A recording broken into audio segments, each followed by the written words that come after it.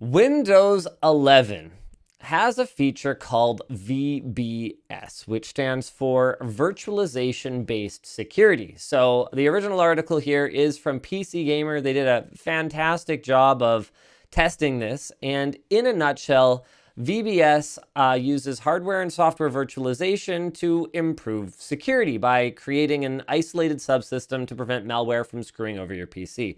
That makes a ton of sense. And in fact, it's something that is already required by what is it? Some U.S. governmental institution, the Department of Defense, already requires their systems to run VBS. So it is already a feature in Windows 10.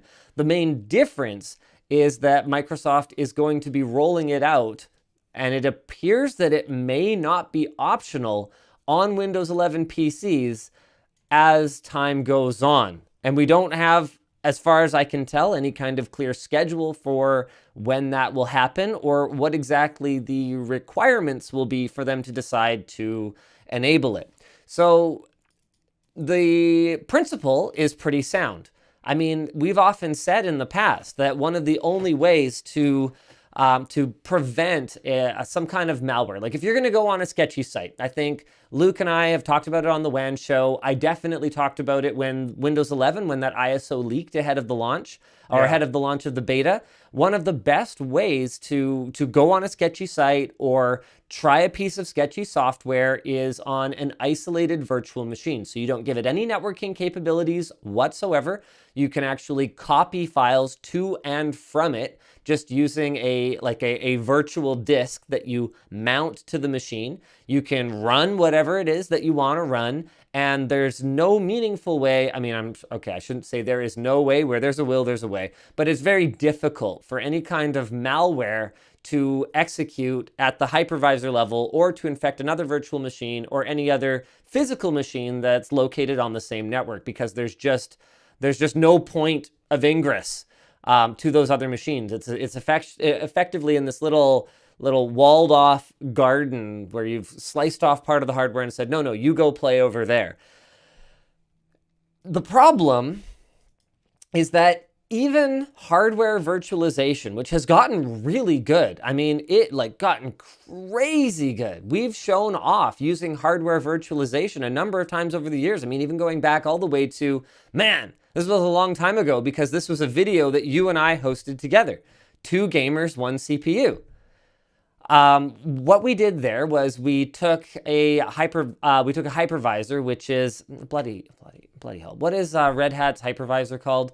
It's just, I don't remember. My mind has KVM. So we took KVM, which is running on Unraid. Unraid, the reason we used that was because, especially back then, it allowed for relatively painless pass-through of GPUs. So we used KVM. We split up the CPU resources so that you could have 2 separate people plugged into this machine. And then we had 2 GPUs, each using what's called GPU pass-through to essentially completely assign the hardware rather than slicing it up and reallocating it. Now, for CPUs, this practice of virtualizing them has been around, from my understanding, longer than it has for GPUs, and it's quite a bit more mature. We also have so much memory bandwidth these days that from a consumer standpoint, splitting up a CPU into and allowing 2 users to access it at the same time means you could still actually have plenty of memory bandwidth for consumer applications like games to run without issue. And we've observed as little as a single-digit performance difference taking the same computer, then just virtualizing it and running a game on it. We've seen as little as a single-digit performance drop from running on the bare metal, as it's called when you're not virtualizing, versus running it in a virtual environment.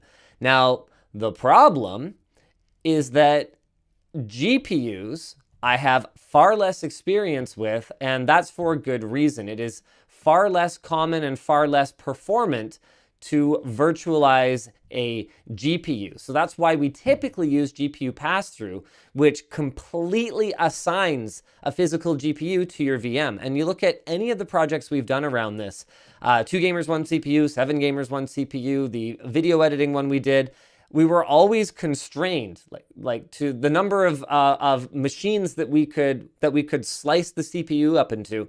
We were always constrained not by how many CPU cores we had. I mean, today we could easily do 32 gamers, one CPU, take a 64 core Epic and have a bunch of people running League of Legends. I mean, you could probably even run 64 instances of League of Legends on an Epic CPU. Wouldn't surprise me. But we were limited by how many PCI Express slots we had and how many GPUs we could slot into it, because as soon as you start trying to cut those up, unless you get into NVIDIA's much, much higher end data center products, which don't even have display outputs, they're just not made for consumer applications like gaming at all, you run into a really bad time. It's a really bad time. So PC Gamer found that using VBS might improve security, but it dropped Far Cry New Dawn performance kind of across the board. The main thing that they're noticing, which is pretty interesting, is that the average power draw is dropping really hard. So like if you look at these various charts, they have one for, like he was saying, Metro Exodus. Are these all Metro Exodus graphs? There's a summary paragraph a little bit lower. Far Cry New Dawn is what it starts with. I think they might have labeled their charts incorrectly or something. But either way, power draw is just dropping like a rock, and that seems to be actually the main result of this lacking performance, because it lines up very nicely. Oh, interesting.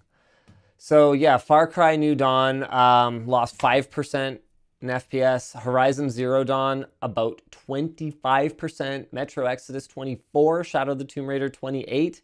3D Mark Time Spy only dropped by 10%, but that's one of the reasons that we've been largely dismissive of 3D Mark as a meaningful system benchmark for many, many years. It just, anytime you introduce an industry standard benchmark, no matter how good your intentions were and no matter how good of a job you did, within a very short period of time, everyone will be trying to cheat, and you'll be left back where you started with no meaningful way of objectively measuring performance without just running actual games. And we made a video that got into this in a little bit more detail quite recently called CPU Gigahertz Doesn't Matter. It's a pretty good watch. I would recommend it. AJ in the float plane chat, that sponsor had to be sweating when Linus didn't remember KVM. Look, we can all have brain farts, okay, AJ? I'm sorry.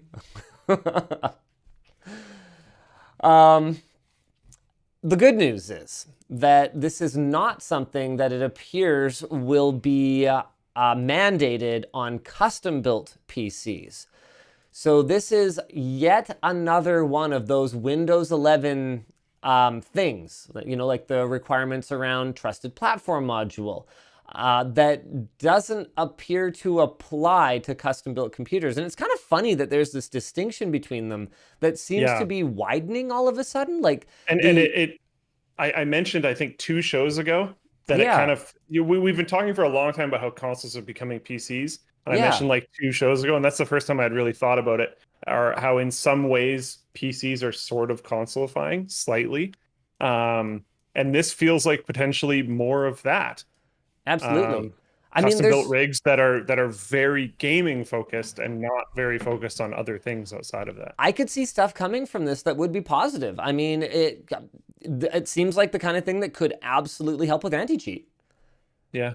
Anti-cheat, malware, system security, yeah, sure. It sounds like a really good thing. The problem is just that, oh man, that performance drop. Which if it is specifically tied to the cards for some reason, using less power draw, it maybe sounds potentially addressable. Maybe it could be fixed through a driver. I would certainly hope so. But otherwise, I mean, we are looking at potentially, hundreds of dollars of wasted GPU. Like you could literally just not buy an RTX 3070, get a lower end card, and get exactly the same performance by building a custom rig instead of buying a pre-built one that enables this feature that trashes your performance. You know what's funny is this isn't the only way that custom PCs are being differentiated from pre-builds. You look at the California, Yeah.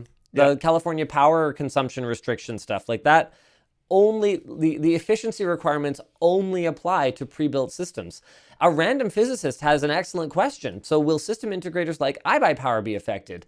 Ones that are not really, as we call them, tier one system integrators. So these system integrators that are smaller, scrappier ones that are just piecing together parts based on. I think they could get by.